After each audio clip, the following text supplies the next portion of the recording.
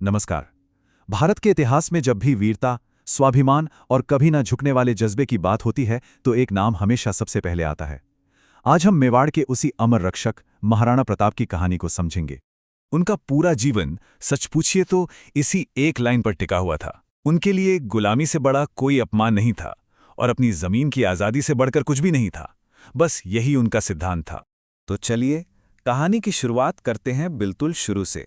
आखिर कौन थे प्रताप और कैसा था उनका बचपन? तो तारीख थी 9 मई 1540। जगह थी कुंभलगढ़ का विशाल किला, जहां महाराणा प्रताप का जन्म हुआ। उनके पिता उदय सिंह द्वितीय मेवाड़ के राजा थे, और मेवाड़ वो सिर्फ एक राज्य नहीं था, वो उस समय राजपूतों के स्वाभिमान और प्रतिरोध का सबसे बड़ा किला माना जाता था। कहते हैं कि बहादुरी, निडरता और जबरदस्त आत्मसम्मान ये सारी चीजें प्रताप के खून में बचपन से ही थीं, और बहुत जल्द इन्हीं गुणों की सबसे बड़ी परीक्षा होने वाली थी। अब यहां से प्रताप के जीवन का वो अध्याय शुरू होता है जहां उनका सामना होता है उस दौर की सबसे बड़ी ताकत मुगल साम्राज्य से। जरा उस दौर की तस्वीर को समझिए। एक तरफ था सम्राट अकबर का फैलता हुआ मुगल साम्राज्य, जिसके सामने बड़े बड़े राजाओं ने घुटने टेक दिए थे, और दूसरी तरफ थे मेवाड़ के महाराणा प्रताप, जिन्होंने साफ कह दिया था कि गुलामी उन्हें मंजूर नहीं। और जब दो ऐसी ताकतें टकराती हैं तो इतिहास बनता है। इस टकराव का नतीजा था भारतीय इतिहास का वो महासंग्राम जिसे हम हल्दी घाटी के युद्ध के नाम से जानते हैं। साल था 1576। ये सिर्फ एक साल नहीं, बल्कि इतिहास का वो पन्ना है जिसने सब कुछ बदल कर रख दिया।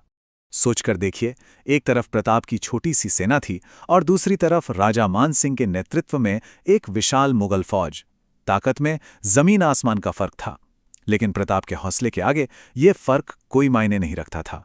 युद्ध इतना भयंकर था कि इसके बीच महाराणा प्रताप बुरी तरह से घायल हो गए। एक पल को तो लगा कि शायद अब सब कुछ खत्म हो जाएगा, लेकिन कहानी अभी बाकी थी।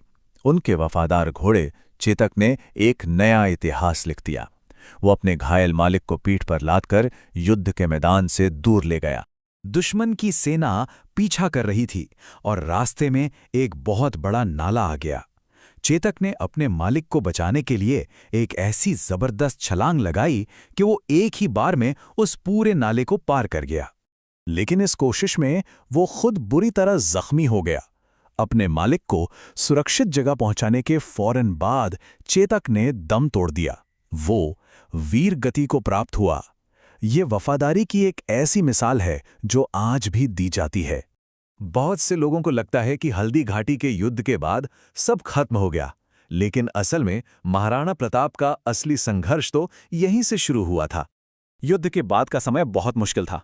प्रताप को अपने परिवार के साथ जंगलों और पहाड़ों में रहना पड़ा। कई बार तो घास की रोटियां खाकर गुजारा करना पड़ा। इतनी मुश्किलों के बाद भी एक चीज थी जो कभी नहीं टूटी, वो था उनका संकल्प। उन्होंने ना तो मुगलों की गुलामी मानी और ना ही अपने सिद्धांत छोड़े। और जानते हैं इसी संकल्प का नतीजा क्या हुआ? उन्होंने धीरे धीरे अपनी सेना को फिर से खड़ा किया। गुरिल्ला युद्ध की तकनीक से एक एक कर मेवाड़ के वो सारे इलाके वापस जीत लिए जो हाथ से निकल गए थे। ये सिर्फ एक जीत नहीं थी, ये उनके स्वाभिमान की वापसी थी। तो सवाल ये उठता है कि महाराणा प्रताप अपने पीछे कौन सी विरासत छोड़ गए? एक ऐसी विरासत जो आज भी हम सबको प्रेरणा देती है। 19 जनवरी 1597। इस दिन महाराणा प्रताप का शरीर तो इस दुनिया से चला गया, पर उनके विचार और उनकी कहानी हमेशा के लिए अमर हो गए। अगर हम उनके पूरी जिंदगी का सार निकालें तो वो बस 2 शब्दों में सिमट जाता है: स्वतंत्रता और स्वाभिमान। उन्होंने अपनी पूरी जिंदगी इन्हीं 2 आदर्शों के नाम कर दी। और उनकी कहानी खत्म होते होते हम सब के लिए एक बहुत बड़ा सवाल छोड़ जाती है कि आखिर स्वाभिमान के लिए संघर्ष करने का असली मतलब क्या होता है। शायद महाराणा प्रताप का जीवन हमें इसी सवाल पर सोचने के लिए प्रेरित करता है।